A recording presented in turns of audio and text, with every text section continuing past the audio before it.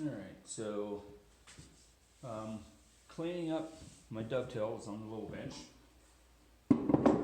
So this side you can see that I've kind of cleaned this side up already. Everything's looking pretty decent here. I thought there was, I got one little small undercut or overcut there, but this side's looking alright. So I started working a little bit on the other side. I cleaned up these two. I've got to work on the rest of these. They're, I don't know, 1/16 of an inch high. I've cleaned up this face already. But hopefully you can see this. So what I've got here is these two have a couple of gaps in here. And I'm not sure whether I paired beyond my shoulder line, whether I didn't properly clean out some material in between here, or whether for some reason when I clamped it, I didn't push, the clamps didn't pull these two tails all the way back far enough. But anyhow, so I have to deal with those. So I showed my Furniture 1 class how if we had a gap along the side of one of those tails, that we could take a saw, basically cut along that shoulder of that tail, and then take a strip of wood and fill it in. So what I'm going to do for this back part is kind of the same. I'm just going to break some of this off, and this is a piece I ran off my table saw, and it's hackberry again, and all I'm going to do is put a little bit of glue in there. I don't want to get a whole lot of glue on that end grain. If I do, it'll probably show through whatever finish I put onto this. I'm probably just going to wind up using that super blonde shellac again. But if I were to put some sort of stain or pigmented or colored finish on it, that would definitely show through. Again, that glue does not hold stain, so we have to be pretty careful with where we smear that glue around. Okay, so fairly simple. Now I've got those two cracks here and here cleaned up. So let me go ahead and flatten these. And this would be better if I had sort of a bench planing stop or something on the far side. But so I'm just going to clamp the leg in this vise on the front. And now we'll go ahead and clean up the tops of those tails. So a couple ways to do this. I could wind up taking a small block plane and coming across. That works pretty well. Generally, if I'm doing this type of thing, I like to take my low angle jack and plane those off. What I found with this hackberry, it's very stringy. Sometimes I can get away with planing with the grain. Even then, on areas, I don't know if you can see it over here, I've got that sort of, you can probably see it mimics the grain here. So the grain rises here and then drops back down here. So if I do this, what I have to do is purely start here, plane this way, and plane this way. I'm sorry, that's wrong.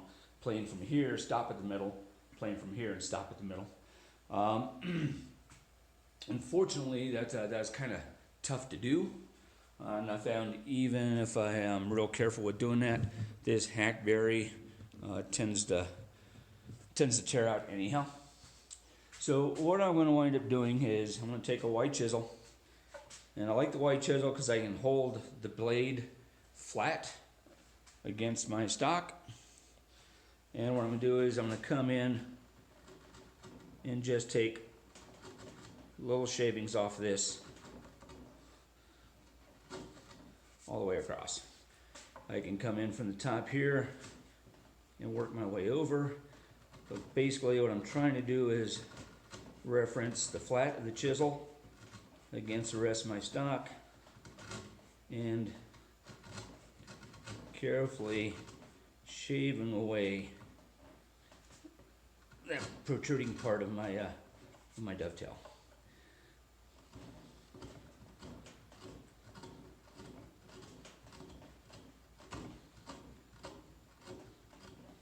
Okay, I'm pretty flat now. And all I need is a little bit of sanding work, and you can see where that patch was. And there's no more gap where that patch was. Let me do this one real quick. So this is kind of a nice sort of safe way to pair those protruding pins or tails, whichever they got, if you got both of them. Mostly my tails were protruding a lot off the top side. My pins are pretty flat, so.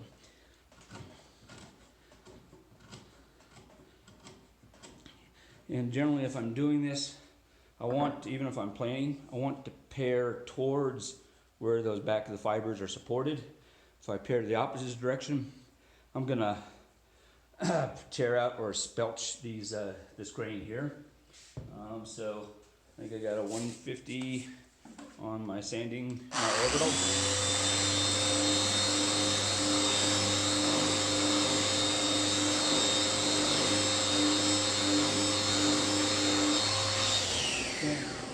I think for this piece, I'll come back and clean up some of this. I probably won't sand any more than 180. But yeah, so this is a nice sort of quick way to get that repair on there without having to sort of rely on that sort of kludge of sinking a bunch of glue in there and sawdust. And again, that works okay for very small patches. But this is a bit more invisible. To me, it seems to sort of strike of a slightly higher level of craftsmanship. So I think it's a much better way to repair those small sort of discrepancies or gaps in your woodwork. So another nice thing about dovetails, it's pretty easy to fix that sort of thing. So the other thing I wanted to do is show you how to flatten this thing. I'm going to point this over here towards the table saw. Okay, let me back it out. All right, let me show you what I'm talking about.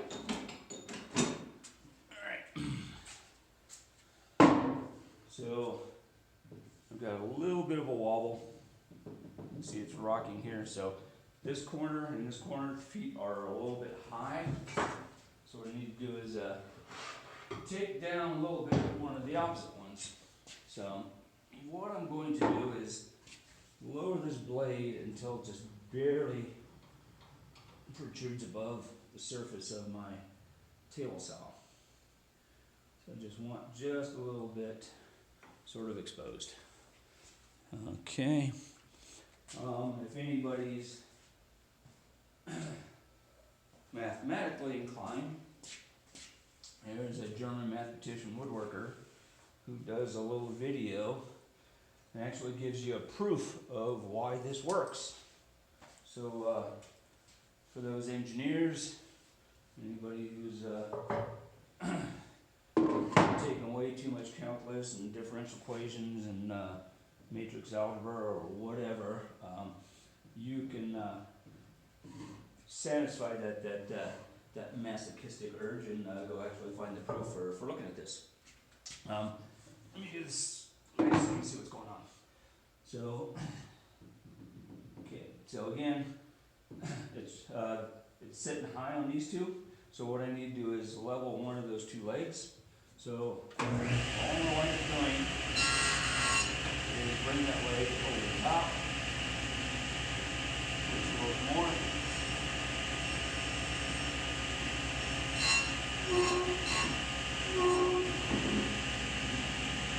That's it. She's nice and stable now, and that's all it took. So this works with chairs, small tables. This would work with Obviously, we're not going to get a dining table on top of a table saw. But now what I'll do is I'll just go back, make sure I chamfer all the bottom of these feet. I'll just go ahead and do that real quick, show you guys. That way I don't have sort of that, again, that grain on the edge coming off. If you don't have block plane, again, I use my sharp chisel for doing this. I can easily chamfer with that. You know, again, sometimes when I'm doing boxes, maybe some frames, that type of thing, I like to chamfer the inside of it just very, very lightly. On the inside of a box or a frame, you obviously, it's very difficult to get a block plane or something in there. So a lot of times I will do this with a chisel as well. Again, sort of ride that corner of the chisel, and it's easy to sort of develop that motor skill in order to drive that chisel where you need to go. So, okay.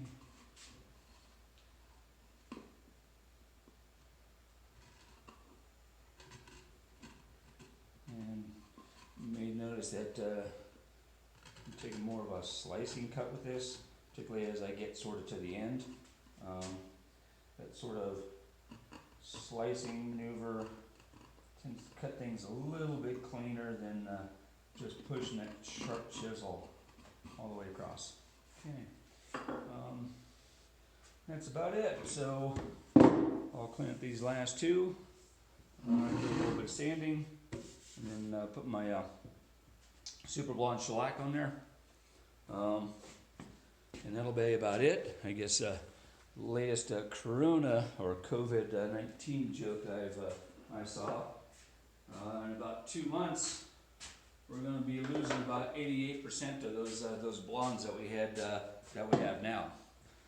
I guess the insinuation there is that a lot of them are bottle blondes, and once that hair grows out and you can't get to the salon in 2 months, they won't be blonde anymore. So I know, not a very good joke. So that's it for this one. So I'll figure out what else I'm going to record here, but I'll keep doing demos certainly for the next 4 or 5 weeks, and hopefully some of this is of use to you guys. So I'll see you on the next video. Bye.